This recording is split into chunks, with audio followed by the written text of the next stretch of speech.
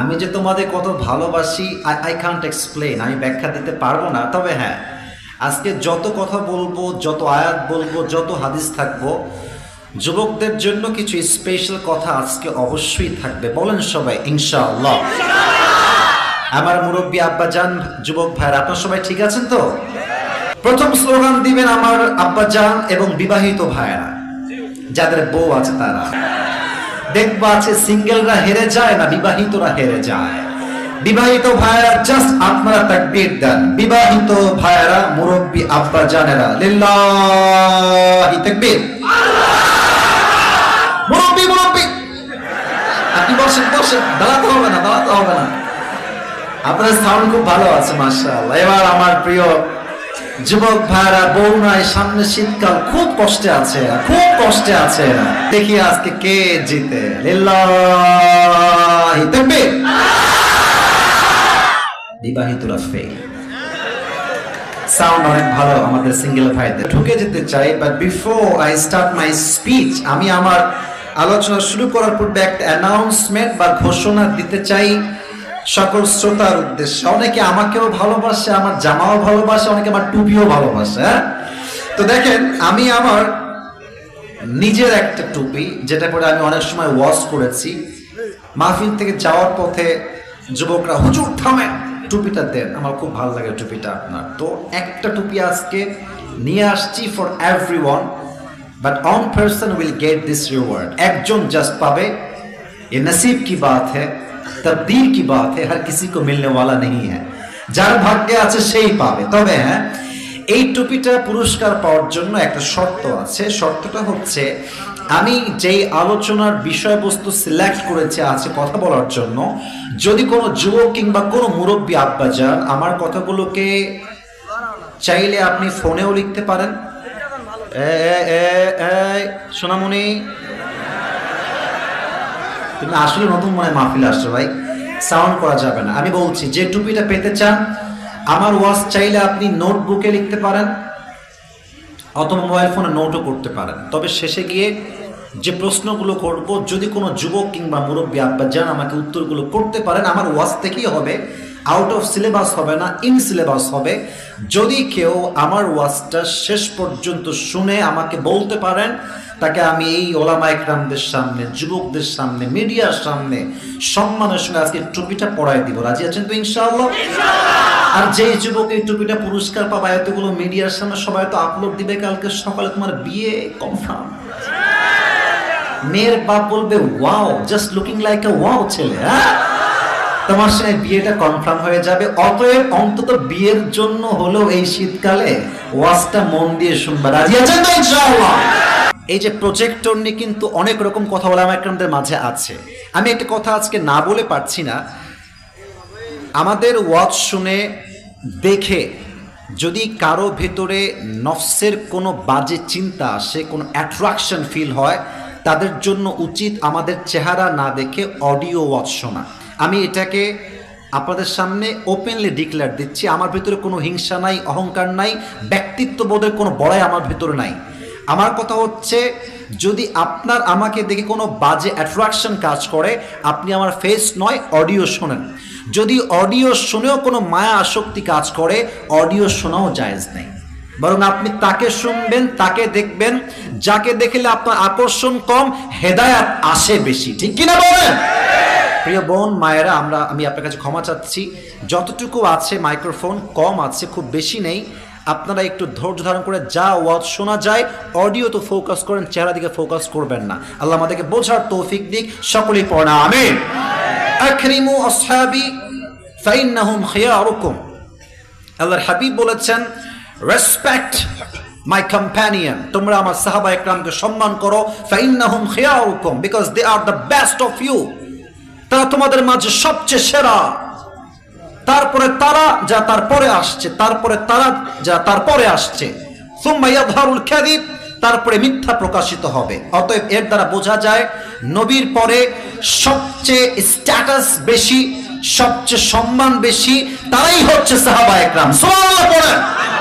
এবার একটা প্রশ্ন করছি, সবাইকে উত্তর দিবেন, যদি জানেন বলবেন, না হয় কোনো কথা নাই, ওয়াজ শুরু হচ্ছে এখন থেকে। আবু বকর রাদিয়াল্লাহু তাআলা আনহুর নাম শুধুমাত্র আবু বকর নয়, একটা লকব বা উপাধি আছে, কে বলতে পারে? Right answer. আমি সবার থেকে শুনতে চাই, আবু বকরের একটা উপাধি, তার নাম কি? সিদ্দিক মানে কি, কে বলতে পারে? সত্যবাদী বললেই এটার ব্যাখ্যা এনাফ হবে না, যথেষ্ট হবে না, এটা ব্যাখ্যা আছে। সিদ্দিক হচ্ছে সে, আগে বোঝেন তারপরে আমার থেকে বুঝে নেন। সিদ্দিক মানে হচ্ছে সেই ব্যক্তি যে সত্য গ্রহণে, সত্য প্রকাশে কোনো আপোষ করে না, তার নামই হচ্ছে সিদ্দিক। ঠিক কি না বলেন? এই দেশে বড্ড অভাব আছে, আমরা সত্য কথা বলতে জেলকে ভয় পাই, হক কথা বলতে আমরা জুলুমকে ভয় পাই। বাট আবু বকর এমন একজন সাহাবী, সমস্ত কাফেরদের সামনে ইসলামের কথা বলতে তার চুল পরিমাণ কাঁপতো না। ঠিক কি না বলেন? সিদ্দিক উপাধি কেন হয়েছে এর পেছনে লম্বা একটা হাদিস আছে, ঘটনা বলছি, মনোযোগ দেন সবাই আমার ওয়াজের দিকে। বিশ্বাস বড় দামি জিনিস, যে বিশ্বাস নিয়ে আজকালকার মেয়েরা যুবসে খুব খেলতেছে এরা। ইভেন দেখবা আজকাল কিছু মেয়ে বের হয়েছে বিয়ের সময় চরিত্র নয়, টাকা দেখলে টাকাকে ওরা বিয়ে করে ফেলে যুবক ভাই। এরকম মেয়ে বাংলাদেশের যুবক ভাইরা আছে না নাই? আমার মুরব্বী আব্বা জানরা একটু আমার দিকে তাকান, আমি আপনাদের পায়ে হাত রেখে বলছি, আমার মুরব্বী আব্বা জান, মেয়েকে বিয়ে দেওয়ার সময় দেখবেন না যে কার কত বাড়ি, কার কত টাকা, কার কত বড় চাকরি, চাকরির আগে দেখবেন তার চরিত্র কত ভালো। এই দেশের মাটিতে হাজার হাজার মেয়ের বিয়ে হয়েছে কোটি টাকার সম্পত্তির মালিকের কাছে, কসম খোদার চরিত্র এত খারাপ, মেয়েটা একটা দিন শান্তির ঘুম ঘুমাতে পারে না। আর যেই বাবা বিয়ের সময় মেয়ের জন্য টাকাওয়ালা নয়, চরিত্রবান যুবকের সন্ধান করেছে, আল্লাহকে সাক্ষী রেখে বলছি, তার মতো বিজয়ী বাবা আর দ্বিতীয় কেউ হতে পারে না। তবে আমার প্রিয় বোনদেরকে আমি বলছি, প্রিয় বোন, আমার বাপ ঠিক হলে হবে না, আপনাকে ঠিক হতে হবে। এই মেয়েদের আজকাল রুচি এত খারাপ, দাড়িওয়ালা, চরিত্রবান, 5 ওয়াক্ত নামাজি পছন্দ হয় না, গাঞ্জাখোর দেখলেই ফিদা হয়ে যায়। এই মেয়েগুলো আবেগে পড়ে বিয়ে করে, বিয়ের 2 মাস পরে এমন বাস খায় মাজার হাড্ডি সোজা হয়ে যায়। আমার বোন, আমি আপনাকে বড্ড শ্রদ্ধা করি, বড্ড ভালোবাসি, এখানে হাজার হাজার যুবকরা আসছে, যেই যুবক শীতকালে 5 ওয়াক্ত নামাজ ফজর সহ বা জামাত আদায় করে, আব্বা জান, এর চাইতে বেস্ট অপশন, বেটার অপশন আপনার মেয়ের জন্য আল্লাহ জমিনে দ্বিতীয় আর কেউ হতে পারে না। আমাদের আল্লাহ ওলি যিনি পালিয়ে গিয়েছেন আমাদের পাশে, ওনার স্বামীর কাছে, কি নাম ওনার স্বামীটার? মোদি সাহেবের কাছে পালিয়ে গিয়েছেন। তো উনি আমাদের দেশ থেকে যত রিজার্ভ চুরি করেছেন, পুরো দেশটাকে উনি দেউলিয়া বানায় দিয়েছেন যুবক ভাইরা। ঠিক কিনা বলো?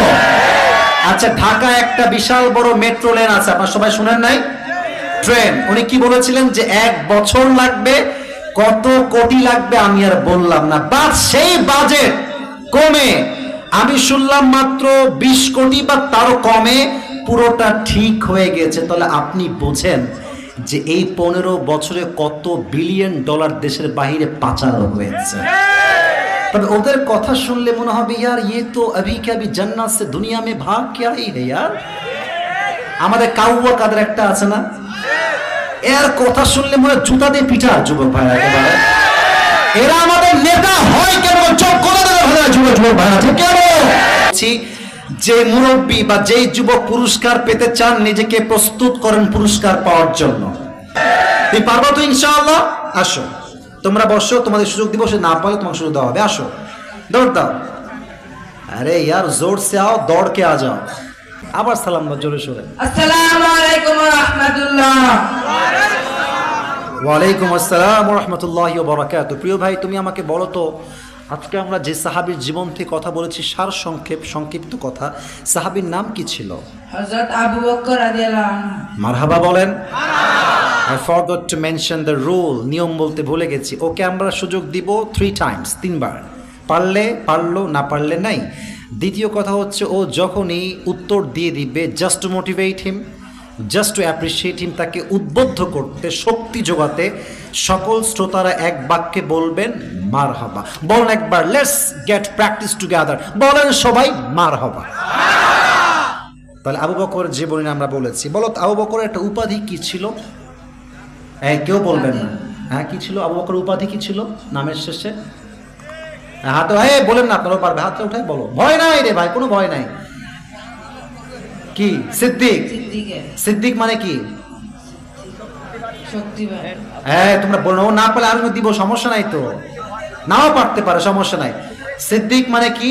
যে সত্য গ্রহণে সত্য প্রকাশে কোনো আপোষ করে না, 1 নম্বরে ফেল করছে। আরো 2বার সুযোগ যুবক ভাইরা আছে না নাই?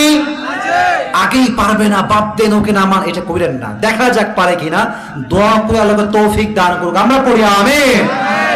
আচ্ছা তুমি আমাকে বলো তো বাবু, নবীজি যে আম্মা জান আয়েশাকে বিয়ে করেছেন অল্প বয়সে, এর কয়টা কারণ বলেছিলাম? 3টা। মারহাবা বলেন সবাই এবার। 3টা কারণ, একটু হাতটা একটু একটু উপরে নাও, হ্যাঁ এভাবে রাখো। 3টা কারণের 1 নাম্বার কারণ কি ছিল? ভয় নাই, বলো। ভয় করছে হালকা, তবে পারবে, পারবে। আগে চিল্লা না, তাকবীর দেন, লিল্লাহি তাকবীর।